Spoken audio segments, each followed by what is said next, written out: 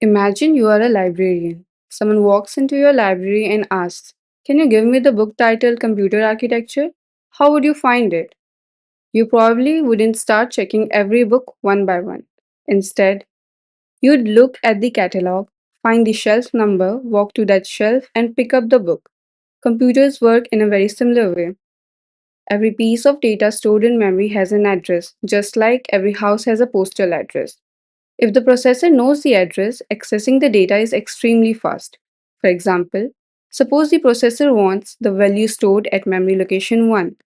It simply sends the address 1 to the memory. The memory immediately returns the data stored there. This operation is called address based access. The processor doesn't need to search, it already knows exactly where the data is. But now let's consider a different problem. Suppose I ask, find whether there is number 87 in the memory. Notice something interesting? I haven't told you where this record is stored. I only told you what I'm looking for. Now the computer has a challenge. It doesn't know the address. It only knows the value. How can it find the answer? What can the processor do? It starts by reading address 0. Is it 87? No. Then address 1. Still no. Then address 2. No. Then address 3. No. Then address 4. No. Then address 5. No. Then address 6. Yes. This method is called a linear search. The processor compares the desired value with one memory location at a time until it has found the value or searched the entire memory. Now imagine that instead of 8 memory locations, there are 8 billion. Searching one location after another becomes incredibly slow. The time required increases as the memory size increases. This is one of the biggest limitations of conventional memory. Traditional memories are designed for address based access, not content based searching. So, computer engineers asked an interesting question. What if memory itself could search? Instead of the processor reading one location after another, what if the memory could compare the desired value with every stored value simultaneously? Imagine asking 8 billion memory cells, "Do any of you contain the value 87?" And all of them answer at the same time. Only the cells containing 87 respond, "Yes, I'm here." This sounds almost magical. But that's exactly the idea behind associative memory, also known as content addressable memory. Unlike ordinary memory, where you provide an address to retrieve data, associative memory works in the opposite direction. You provide the data, and the memory tells you where it is stored. Instead of searching sequentially, every memory location performs the comparison in parallel. This dramatically reduces search time. Let's understand this with a simple example. Suppose size of our associative memory is 4 words and size of each word is 4 bit. Now suppose we want to search for the value 1011. Instead of giving the memory an address, we simply provide the value 1011. This value is placed into a special register called the argument register. Think of this register as the question we are asking the memory. The question is, does anyone contain the value 1011? Now something very interesting happens. The contents of the argument register are broadcast to every memory word at exactly the same time. Notice that the search value isn't sent to word 0 first, then word 1, and so on. Every stored word receives the search value simultaneously. Now let's see what each memory word does. Every word contains not only storage cells, but also a small amount of comparison hardware. Its job is simple: compare every stored bit with the corresponding search bit. For example, word 1 stores 1010. The search value is 1011. The first bit matches. The second bit matches. The third bit also matches. But the fourth bit doesn't. Since even one bit is different, word 1 concludes, "I'm not the required word." Similarly, words 2 and 3 conclude the same, "I'm not the required word." Word 4 raises a signal indicating, Yes, I contain the requested data. The signal is called the match signal. Every memory word has its own match signal. As a result, the memory instantly knows which word matches the search value. Notice something remarkable? All four comparisons happened at the same time, not one after the other.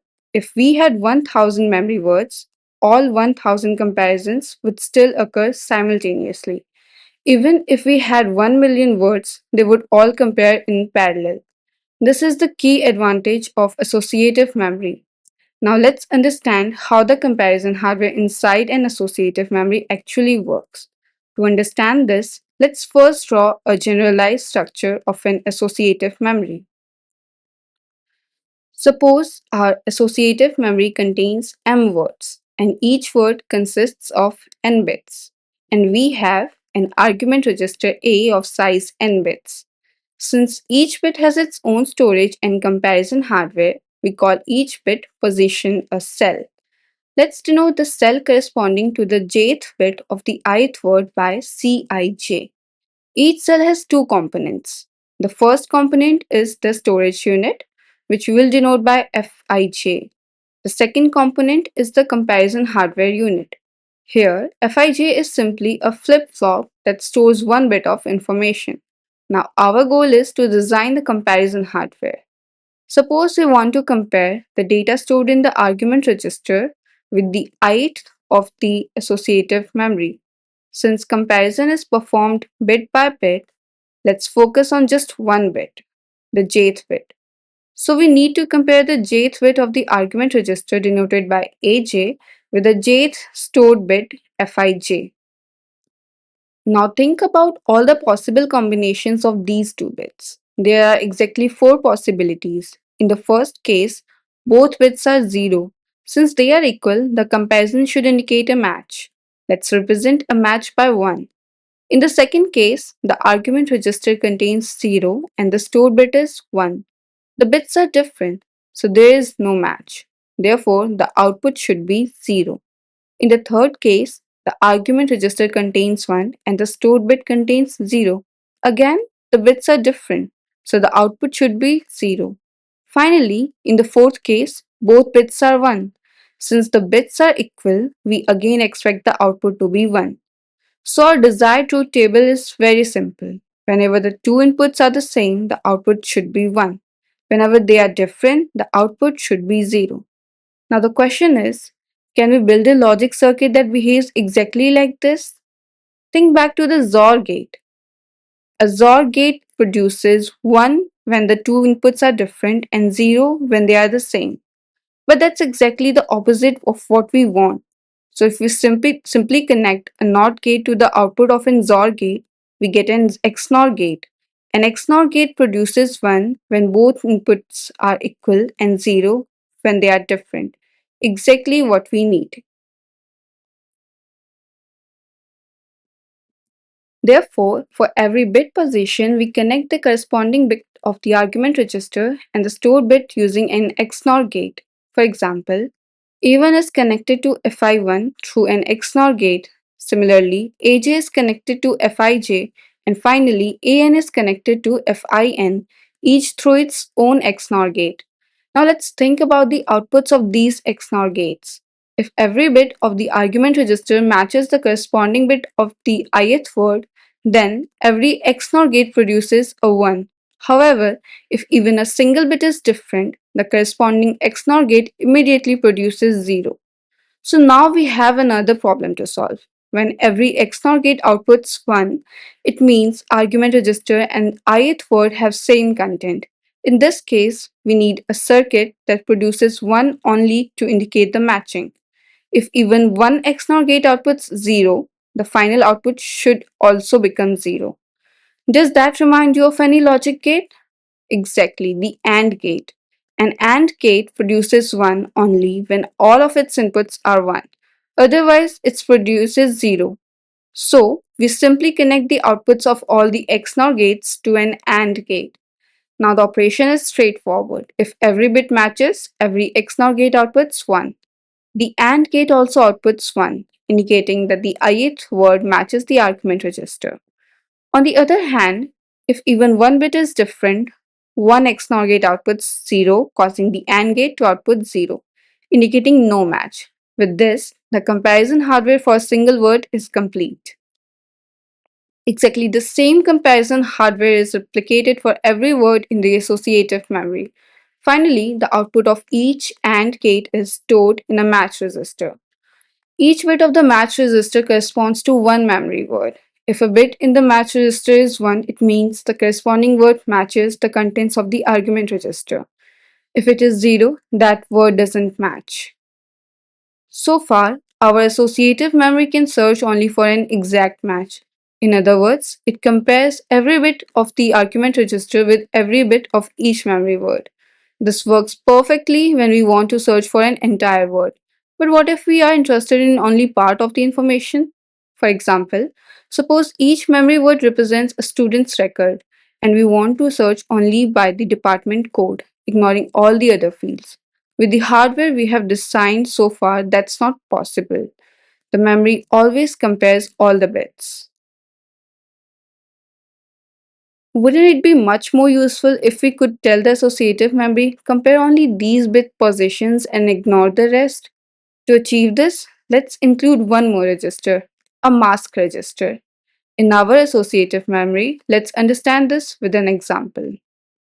Once again, consider our associative memory containing 4 words. Along with the argument register, we now also have a mask register K. Suppose the mask register contains 0110. Notice what this means.